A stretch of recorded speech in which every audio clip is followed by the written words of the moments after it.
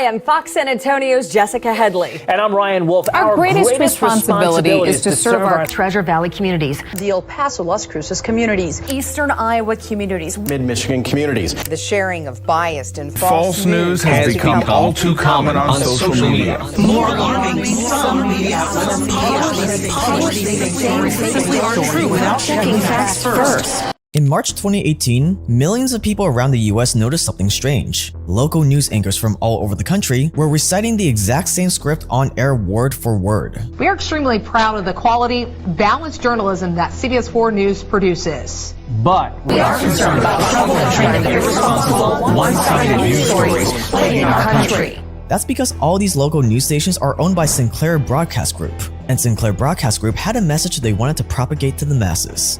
Most people have never heard of this company before, but Sinclair is actually the second biggest television station operator in America.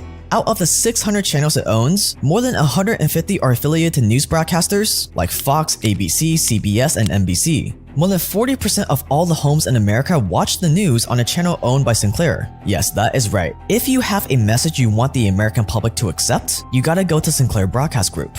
And during COVID, Sinclair said the script was only there to reinforce their commitment to reporting the facts and avoiding fake news. But we'll let you be the judge of that. And what's scary about all of this is that it still works. What's powerful about the news is that it has this air of authority. It's kind of like when you hear medical advice from a doctor wearing a white coat. Doctors in all parts of the country were asked, "What cigarette do you smoke, doctor?" Once again, the brand named most was Camel. Yes, according to this repeated nationwide survey, more doctors smoke Camels than any other cigarette. You automatically assume that everything they're saying is true. The same is true with the news. When you wear a decent suit, when you sit in front of a professional-looking set with that signature news sound effect and you say breaking news. Breaking news. Breaking news. Breaking news. With that very official-sounding news anchor voice, the masses will automatically accept everything that spews out of your mouth. There's no way journalists will be lying to us, right? And here's the thing, deep down we all know that it's not just Sinclair News that is like this. I'm sure we've all noticed that a lot of mainstream media sounds similar these days. This is extremely dangerous to our democracy. This is extremely dangerous to our democracy. This is extremely dangerous to our democracy. But why is this the case? Why does all the news sound the same? And how do all of these media outlets actually come together and decide, hey, we're all gonna say this next? Stay dangerous, and this is the coordinated cartel that is the mainstream media.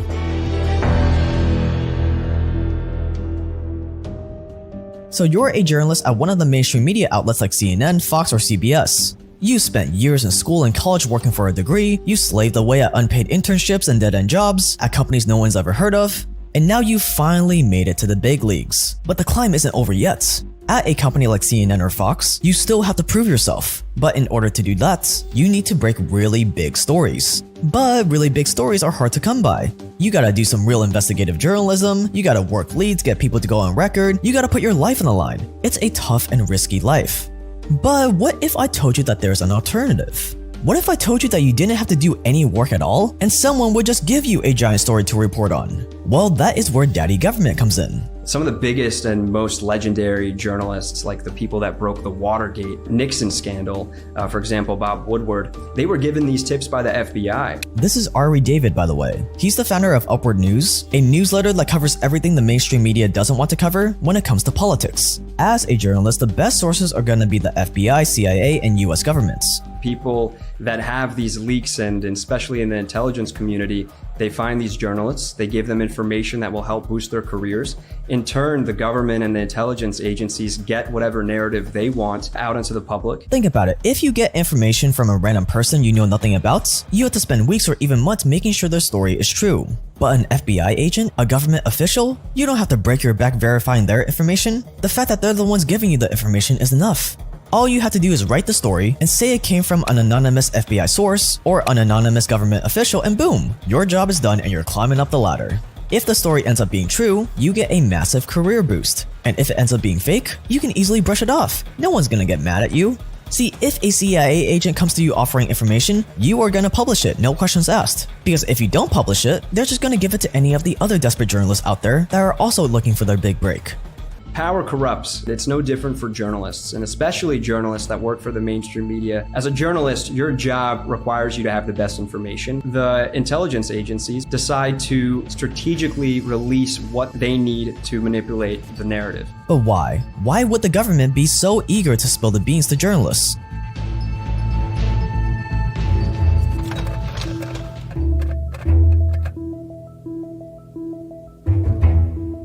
This is Joseph Alsop.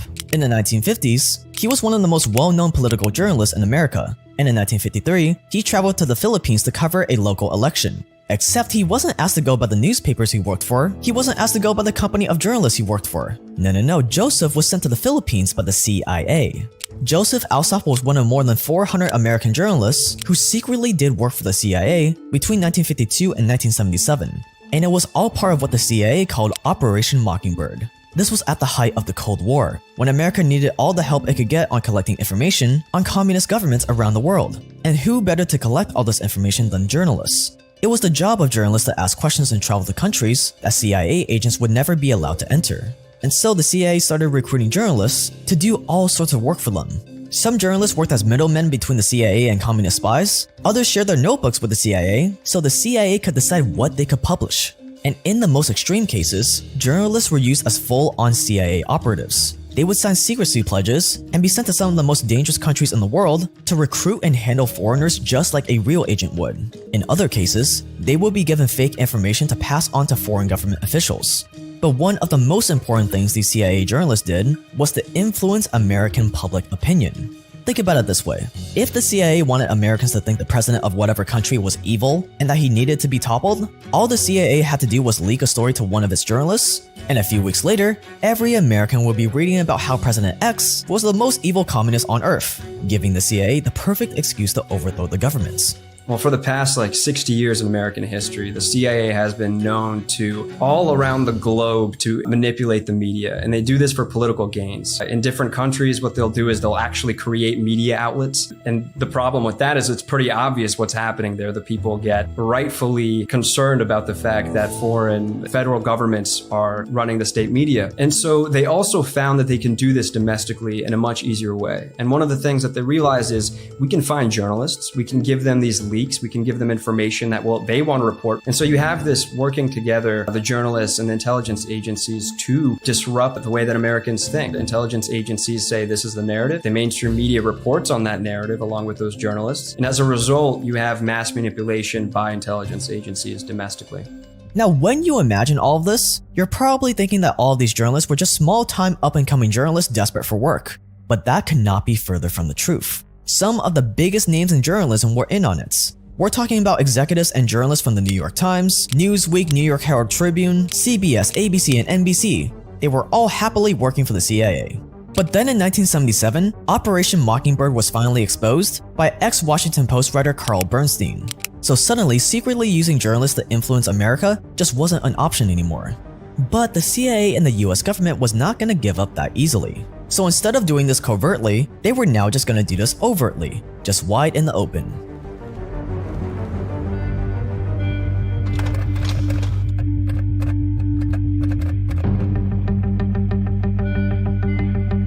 Back in the day, none of these journalists were saying that they were working as assets for the intelligence agencies. They weren't doing that, but they were winning awards and they were creating a serious impact. Today, it's much easier because these mainstream media outlets, CNN, NBC, CBS, what they do is they'll hire former intelligence officials that'll be contributors. So when before they kind of really had to hide and make this kind of influence covert, today it's as obvious as turning on CNN and look who's talking. It's two different former directors of the CIA or the director of the FBI. And one of the open secrets in Washington is that if you are a former director of any kind of intelligence agency, you are never really leaving that role. And so you might have that former part of your name, but you are working in loyalty to that institution. You still talk to the people that are higher ups in there, and you still know what kind of information is good to get out and which is bad to get out. So is the CIA and intelligence agencies still affecting the mass media today? Yes, and it's never been more obvious. After Operation Mockingbird was exposed, the CIA found a brand new way to get its narrative out to the public.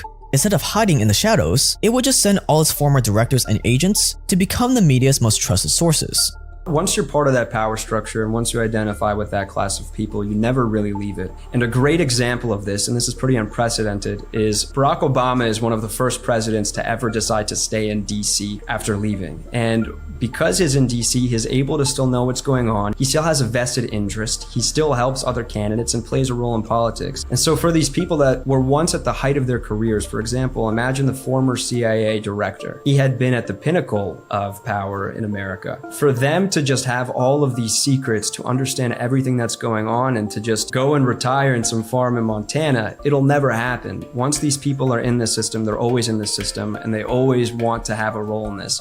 You wouldn't ever relinquish power. Those people don't do it. They know what's going on. They are contributors on these mainstream media outlets because they have skin in the game. They're trying to push a certain narrative. And if they were just regular people, they really wouldn't have the same kind of incentives to go on CNN every night and push a certain agenda. So some of the biggest hoaxes that America in the past couple of years has witnessed has been a result of these former intelligence officials going onto CNN, going onto NBC, and just talking, but they can also play a defensive role. And so when we remember the Hunter Biden laptop being leaked, that initial story, a lot of people at the time were realizing that this is crazy because for the first time you have evidence of Biden family corruption right in the open. And so what the former intelligence officials did is they went on television and they went to the journalists and said, here's a list of all of these intelligence officials that say this is Russian disinformation.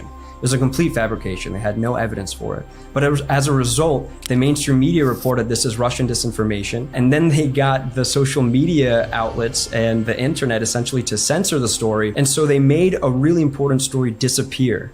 So it can work both ways. This type of influence can be used to create narratives or to suppress them, but the result is always the same, and it's to protect their own power.